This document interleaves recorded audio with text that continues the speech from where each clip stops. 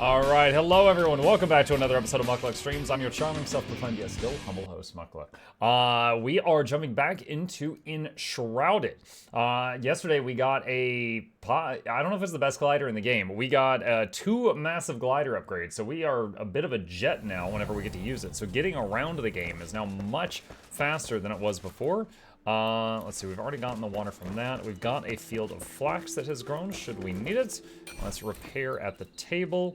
Am I doing good on food and water? We are okay in that regard. Let's see, 200. I believe I'm wearing the better one. Yeah, 250. So don't think I need to keep this for anything, so we'll get rid of that. Let's go to the boxes. This ain't Bard's Odyssey. No, we will visit Assassin's Creed Odyssey later.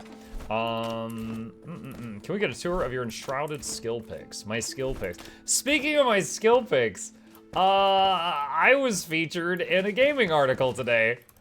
There is an article on PC Gamer about Enshrouded's new patch. This is it right here. And, oh, hold on a second. There we go. Enshrouded's first big patch kills bunny hopping and bed flying exploits and nerfs super powered Wolverine style healing. In bad news for wizards and mages everywhere, another nerf takes water aura down a few pegs. This skill regenerated a point of health per second for the player and any nearby co-op players for every point of intelligence the player had. It basically meant that with the right intelligence-based build, you could simply out-heal just about anything doing damage to you, as one streamer discovered by deliberately standing in a spike trap. Hold on.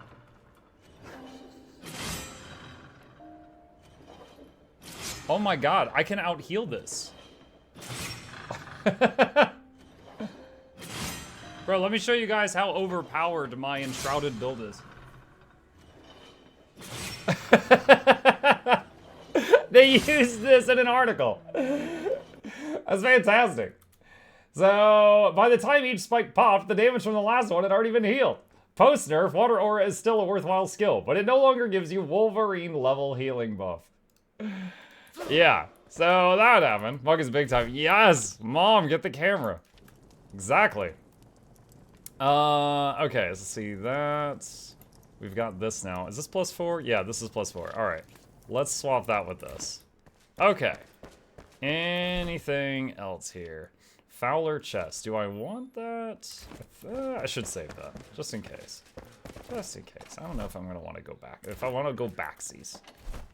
Let's put that in there. Let's see, we got that. Let's see, don't care about this, don't care about this. And throw that in there. Okay. Can I build another altar if I wish to? Yes, I'm at 7 out of 8. If I want to upgrade this, I need to kill that boss that I've already killed twice, but his body fell through the wall both times. We need iron, lapis lazuli, yucca fruit, and saffron, which is some kind of red plant. Mug, did you see the Falconer skills? I did. I did watch the new video from last Epoch today about the upcoming Falconer class. I don't know if I'm more interested in playing that than I am like the Necro or the Primalist, but it does look cool.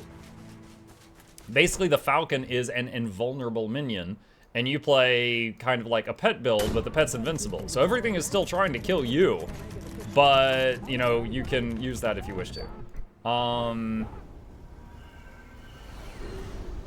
You just visiting? Okay. So it reminded me, in Grim Dawn, the Oath, I think it was Oathkeeper, or Oathbringer, or something like that, was a character that you could play, and there was one build, and it's been a few years, guys, but there was one build where you summon these 2 spirit angel things, and they were invulnerable. And they would run around the battlefield and hit things, so you could have a pet build, but again, you had to take care of yourself. They didn't tank for you. But they would eventually kill stuff as long as you could stay alive. So that was the whole thing with those, and I was reminded of that looking at the Falconer.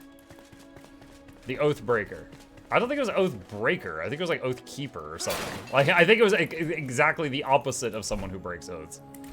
Okay, I need to go that way. Let's try out this new glider here. And boop, boop, boop. And use the updraft skill. And I'm going to try to drop and redeploy. Every time that you redeploy your glider, you can updraft again. So I'm trying to use that to go further. Okay, we went like 300 meters there. Got 150 more for our destination. Double check, no braking, just keeping. Yeah. I think you might have been thinking of the Oathbreaker Paladin from Baldur's Gate, perhaps? In my opinion, and my game, it would have been more useful if you glided slowly, because they kind of just go straight down. You can. They're basically the level of your glider determines how fast you move forward. But I recently got a very good one that is very fast. Okay, there's the obelisk thing that I was looking for. Also, I see some stuff in these tents. What do we got in here? A dead person. Read book. Progress! Also, headaches. After weeks of in-depth study, I found parallels between the simplified ancient phonetic... Oh, hold on, we're under attack. Eternal Fireball! Leave me alone, pig. Okay. Between the simplified ancient phonetic characters to the historic origins of phonetic human writing, I theorize that the modern alphabetical system may be derivative of the ancient syllabary. Sadly, the investigation cannot continue due to a deathly and strange odor emitted from a nearby opening. Maybe shroud? It has clouded the minds of my researchers and caused everyone headaches, just like the ancient writing, but worse. Why did the ancients not simply create a traditional alphabet instead of relying on multiple unique, overly complex symbols for every single syllable? Pictograms would have done the job too. Look at this guy just insulting a whole nother language. Okay, what does the obelisk have to say? There's some urns here. I think that's a bandage. What is an obelisk? This is an obelisk. Like in Dungeons & Dragons too. Well, there are obelisks in real life, but lots of games use them. It's usually a big stone that's smooth and has writing on it. Alright, this one. Chasms which split the earth.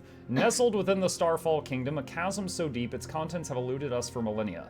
No secret can resist illumination by light of the eternal flame. An archaic evil brewing, growing. It must be buried, flooded, and sealed. Humanity must never brush against these tendrils of pandemonium. Also, Bluebell lost to music. Hello, I see you both. Okay, so the obelisk in this game will show you nearby landmarks that you have missed. In my case, it looks like we have got one over here. Watching you kill a pig while eating pork. I hope your pork is tasty. In my opinion, the Ah! Crud. Does it have Twitch integration? No. However, it is multiplayer. You can play this with other people should you wish to.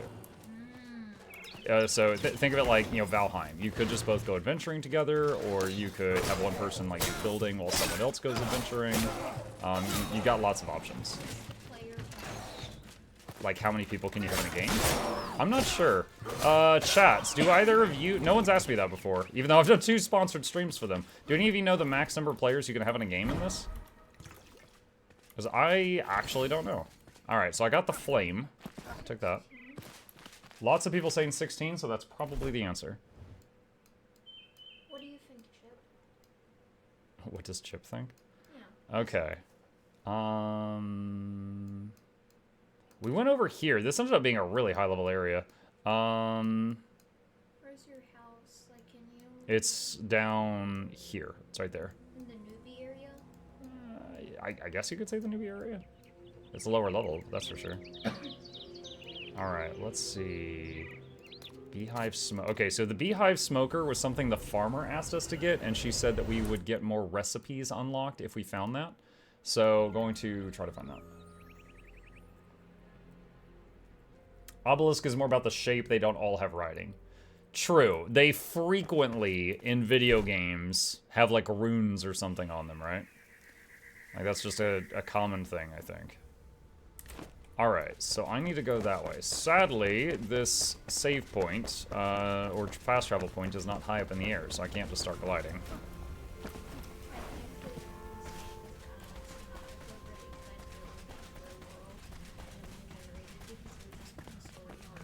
Yeah.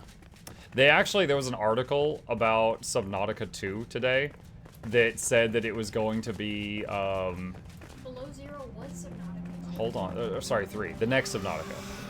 And the article said that the game was going to be mostly multiplayer, And then it came to light that that's not at all what they said. And the gaming article, magazine, whatever, was spreading misinformation. And they were like, what? No, no, no, no. We said that the focus of the game is going to be single player, just like before, but there will be an optional co-op mode if you want it. That's what we said. Yeah. But they basically, some people were like, oh, they said it's going to be multiplayer. Like, the main game is multiplayer, and it's going to be, like, microtransactions and terrible things. And then, you know, it got blasted around Twitter, and then Subnautica's like, wait, what? That's not what we said.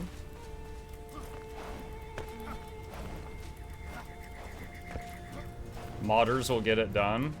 Yeah, let's tell that to Starfield. They've already got it done with Nitrox.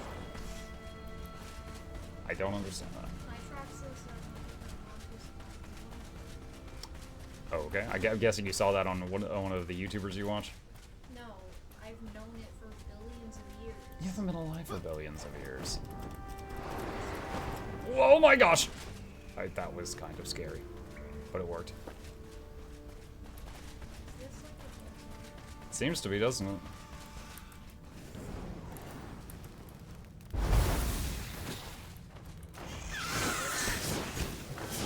Are there harpies? I don't think I've seen a harpy in this. One of my skills is there's a 10% chance if I kill something with magic that skeleton thing spawns and helps me for a few seconds. Honey. Quest updated Beehive Smoker. Huh? So I guess this thing had it, but it's moved. Or something. Hey, Doug. Oceana says, did you still play Guild Wars 2? Yes. I focus on that on Tuesdays. On other days, I just do it when I feel like it.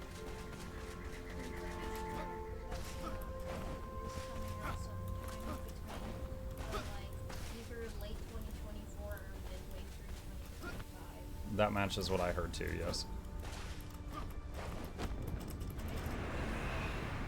Thinking that it's going to be early access in 2024 and Possibly. unless they delay it, like security breach. Bluebell says hi. Hi.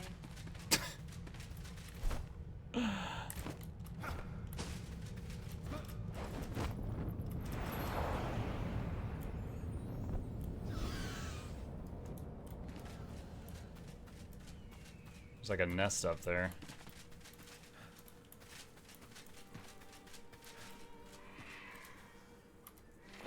Bones in the sand. The Kindle waste hides mid. Ah, that bird's coming at me.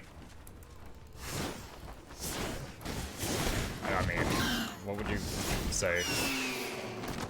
If I yell that lobster's coming at me, it makes less sense. Well, it doesn't look like it has feathers. The Kindle waste hides many secrets, none more mysterious than the massive fossils of creatures long extinct. I have pondered the origin of their species, but this wasteland of a desert holds no answers. If you ask the local tribesmen, they will tell you the bones are of the gods, but I know this to be false. I have theories, but need to do some more careful digging. I have a promising site in mind already. Amok, you are starting to grow your beard back. I actually trimmed it today, because it was, I felt like it was looking kind of homeless-ish. Like, I had a lot of scraggly hairs, so I trimmed it so that it's all even now. So you want the beard to feel homey? Yes, exactly. Alright, let's see if we can open whatever this is. Explore the ancient dam. Alright, that doesn't open. That doesn't work.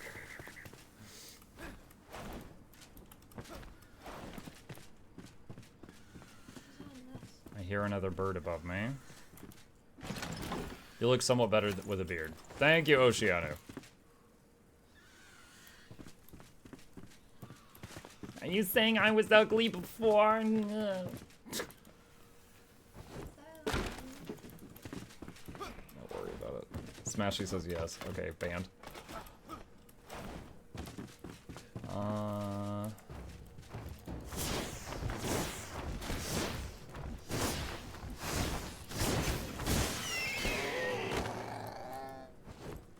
He Looted feathers.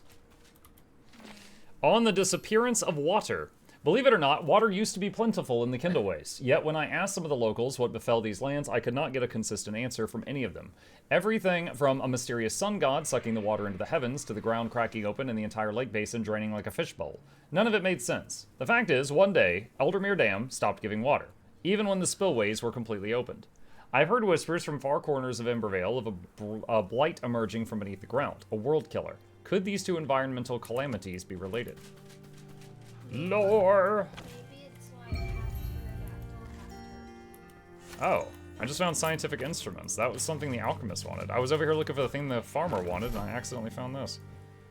What is this? Myth of Giant, okay. Alright.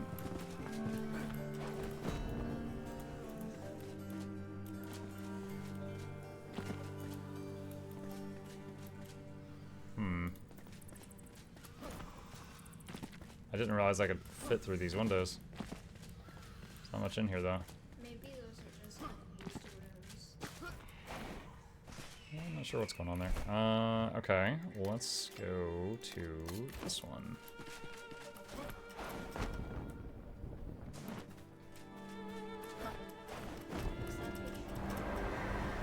That fog stuff is.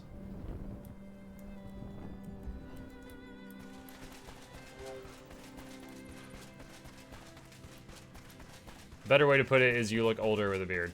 I have had many people tell me I look older with a beard, and exactly one person tell me I look younger with the beard. Well, here's the Oh my gosh. Someone just played a really loud noise in my ear.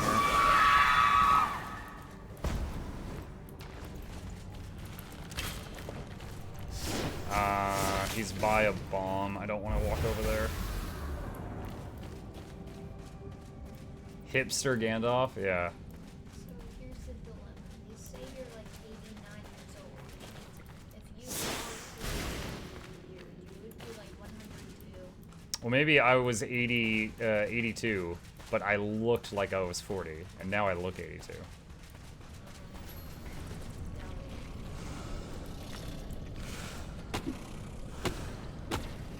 These things are what produce the shroud. Chop that down, get a skill point, and the shroud will recede from this area for a time. Until it grows back.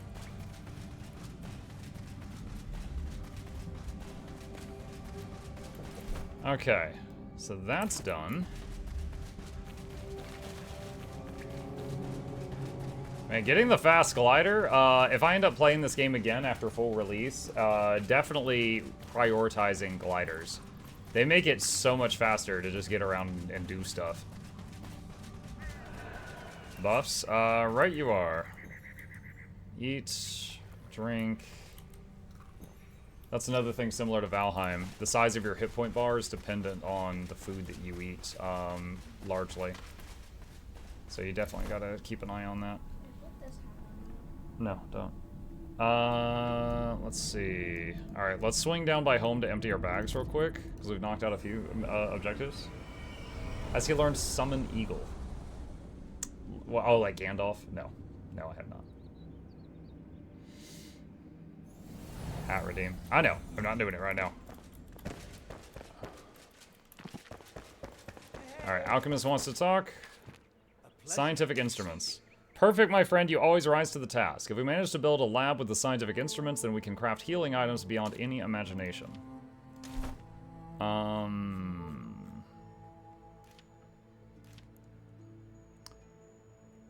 I need an Athanor.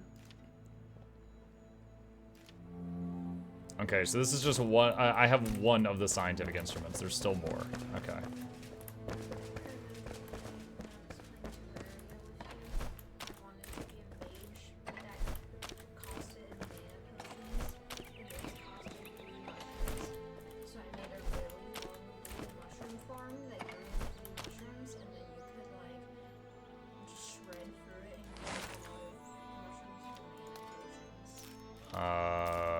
Yeah. And I ended up with a bunch of stacks of them for the main board. I use these XP scrolls. Repair all my gear. That's one thing I like about this more than Valheim. You can repair your gear just by, like, clicking on a crafting bench. You fully repair everything. Instead of having to click it. Well, instead of using resources, it's just automatic. It's free. You had to use resources? In Valheim? I think you did, didn't you? No, I think you're thinking about Grounded. Maybe I am. In any case, you don't have to use resources to repair your gear here. You just have to click on a table. Let me see if there's more water in the well. I remember in Grounded it was a pain to repair like stuff from bosses because it would be like, get a mantis claw. Yeah. Okay. Let's find another thing. This is really high up, so we'll go here and then go to one of the things from there.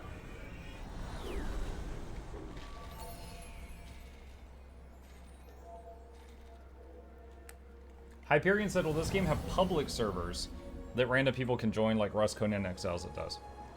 Yeah, I think it already does. Like, if I go to multiplayer, there are a bunch of games that I can join. Now, I'm just playing on my own right now, because I just want to have a world where no one can mess with the stuff that I build. But I'm pretty sure that's already there.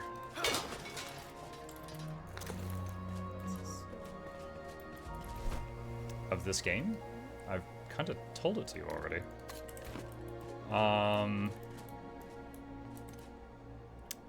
In a nutshell, humanity was addicted to digging up this stuff out of the ground called elixir, but while digging up elixir, they accidentally let this shroud out, and this shroud burst out of the ground and just like filled the area, and normal people would either die or turn into those zombie things when the shroud hit when they got in the shroud. Humanity somehow made these people called Flameborn, which is what you play as, and you are able to resist the shroud, which is why you're able to go into it for like a few minutes without dying. But many people were put into stasis pods and went to sleep. And so like the blacksmith, the farmer, stuff like that, you find them in pods and wake them up, and then they help you out, but they have to stay outside of the shroud. So it's like the connection to area? Similar, I guess. Sergeant, welcome back. Thank you for the prime sub, buddy. Mukluk Douglas, thought it'd be Richard Esquire the 4th. This is Johnson Vessels the 3rd. Because you back to the lab. Hope you enjoy your entertainment's on the way. Cricket the speakers, still touch your speakers, give voice every week. Please take a seat, put your lonely near the edge. No Welcome. Location below. Are those big ribs? Yep. And you can actually mine them to get tons of bone if you need it. Are they McRibs? I don't think so. Okay. I hear wings or something? I'm trying to figure out if there's a threat near me. Okay. Clues from a shaman. I met a shaman while investigating the bone graveyard. Quiet, unwilling to speak or answer my many questions. Atypical for a Kindle Waste dweller. An oath of silence, maybe. Perhaps he lives amongst the fossils, as he seemed to revere them in a way I did not understand. When I uttered another question his way, he simply drew a rune in the sand. Old hieroglyphics. I became intrigued. I returned to East Lapis, where the archive held a dusty codex for the runes the shaman wrote. I recognized the one he drew immediately, and the translation shocked me. Dragons. Oh, is it implying these were the bones of old dragons? They are very big bones. Fire Wisp summon. So are the Flameborn artificial? Yeah, I think so. So how can they have to eat? Just because someone's artificial doesn't mean they don't have to eat.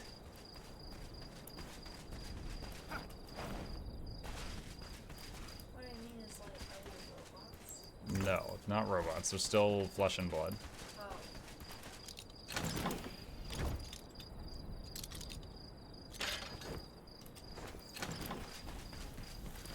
Okay, so that was just like a bit of lore, I guess. Okay, let's go back up to this tower, and then we'll glide over to that sun temple thing. Oh, angry chicken was flying at me.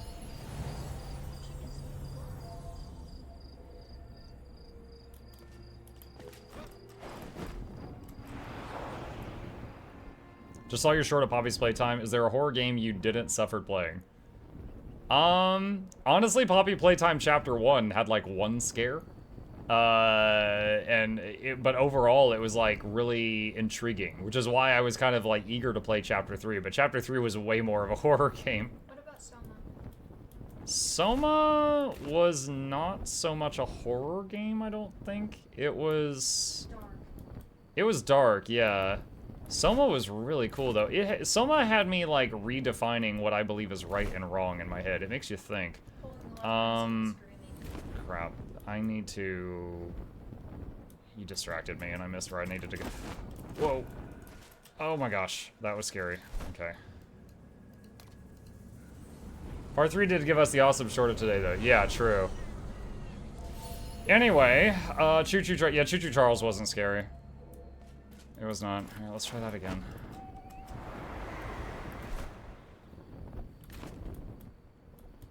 Alright, this plateau, it's either on this or in this. There's a broken bridge down there. I like the mining mechanics on this game. I do too. Okay, now we've got a marker that says location below, so it is below us.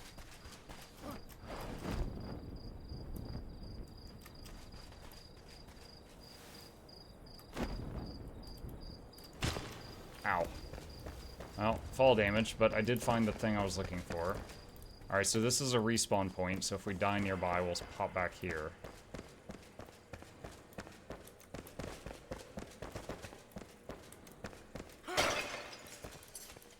Metal scraps. Another thing, you see the like little wisps of fire come out of me and go like light torches and stuff? That is part of the whole Flameborn thing.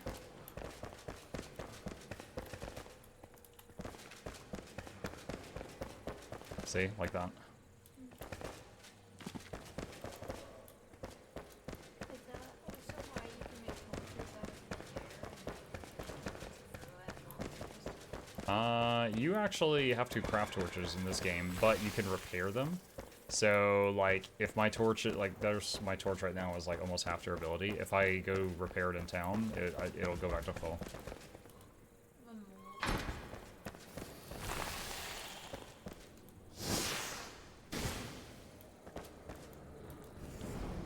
Fireball.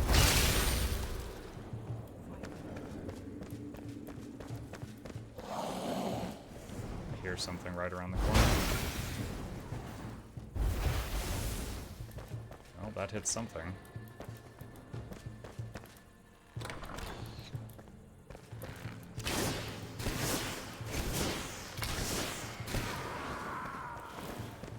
There's a button. That's probably part of opening a door somewhere. There's something on the other side of that door.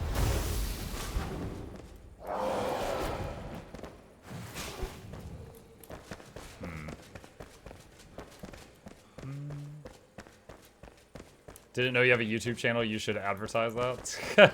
Yeah, right. Let's see if I can break this. Yep.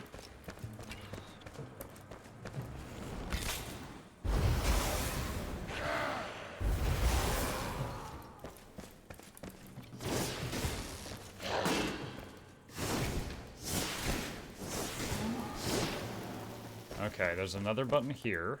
Can you use the mining pick as a daily weapon? Maybe, but I think when you're using the logging axe or the mining pick, you can't move your character's feet.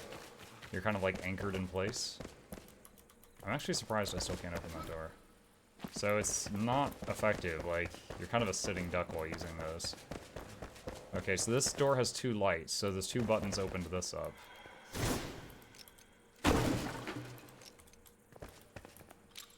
Lockpick. Spellbinder chest piece.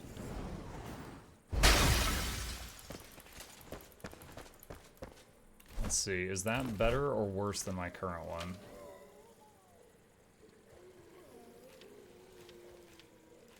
Worse. Alright. Lots of lights going out. Did I find Resident Evil scary? Games that are horror, but they give you a gun, I find less scary, because it's like,